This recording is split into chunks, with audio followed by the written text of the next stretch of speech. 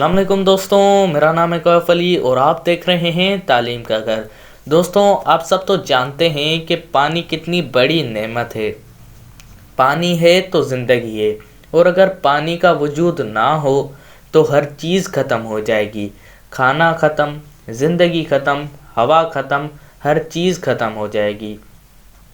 दोस्तों, पानी की सही अहमियत उसकी किल्लत के वक्त पता चलती है, जब सारा दिन लोड शेडिंग हो, लाइट ना हो और यहाँ तक कि पीने का पानी भी फ्रिज से ख़त्म हो गया हो, या फिर पानी की सही कदर रोज़ेदार से बेहतर कोई नहीं जान सकता है।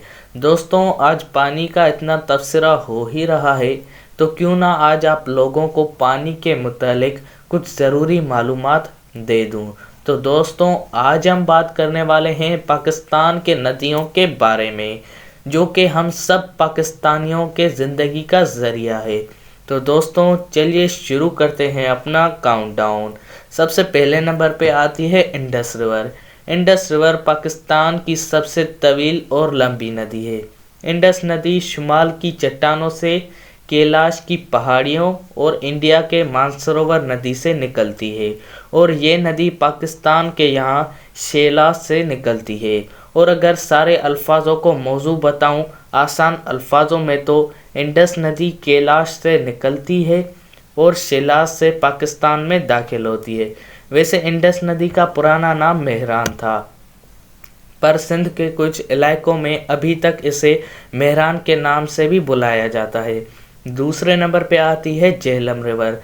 झेलम रिवर पाई जाती है विरीनग पीर पंजल की पहाड़ियों में, जो कि कश्मीर के जनूब और मशरक़ की जानिब से है। झेलम नदी सबसे पहले वाउलर लेक से बहती है, जिसके बाद पाकिस्तान में दाखिल होती है। इस नदी की लंबाई 774 किलोमीटर है। दोस्तों, झेलम नदी का नाम जल और हम से लिया गया है। जल का मतलब है साफ़ पानी और हम का मतलब है बर्फ़, यानी बर्फ़ वाला साफ़ पानी। वैसे दोस्तों, झेलम नदी का पुराना नाम हायदेप्स था। दोस्तों, तीसरे नंबर पे आती है चेनाब। चेनाब नदी दो नदियों का जोड़ है। जब चंद्रा और भांगा नदी एक दूसरे से मिलते हैं तो चेनाब बनती है, और जो कि टांडी में पाई जाती है। अपर हिमालयाज़ की साइड पे लाहौल और स्पीति डिस्ट्रिक्ट इंडिया के हिमाचल प्रदेश में, और ये नदी 960 किलोमीटर की लंबाई की मालकिन है। चौथे नंबर पे आती है रावी। दोस्तों, रावी नदी हिंदुस्तान की रियासत हिमाचल प्रदेश में हिमालय में तलू होती है, और जम्मू कश्मीर की हदों में जुनूब मगरिब की तरफ मुड़ती है, और चंबा के बाद मगरिब और मगरिब शुमाल में बहती है। उसके बाद ये दरिया पाकिस्तान के सूबे पंजाब में दाखिल होने से पहले पाकिस्तानी सरहदों और उसके साथ 50 मील से ज़्यादा तक बहती है। वैसे ये 720 किलोमीटर की लंबाई को रखती है। पाँचवें नंबर पे आती है ब्यास।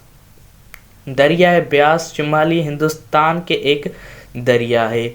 ये दरिया वस्ती हिमाचल प्रदेश भारत में हिमालय से निकलता है और तकरीबन 470 किलोमीटर तक भारतीय रियासत पंजाब में दरिया सतलुज में बहती है। इसकी कुल लंबाई 470 किलोमीटर है, और उसके निकासी का बेसन 20,303 मरबा किलोमीटर बड़ा है। छठे नंबर पे आती है सतलज।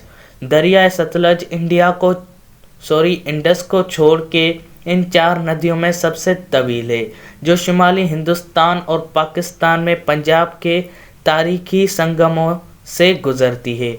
दरिया सतलुज को सतरदी के नाम से भी जाना जाता है। ये दरिया सिंध के सबसे मशरकी दरिया सिंधु नदी की शाख है।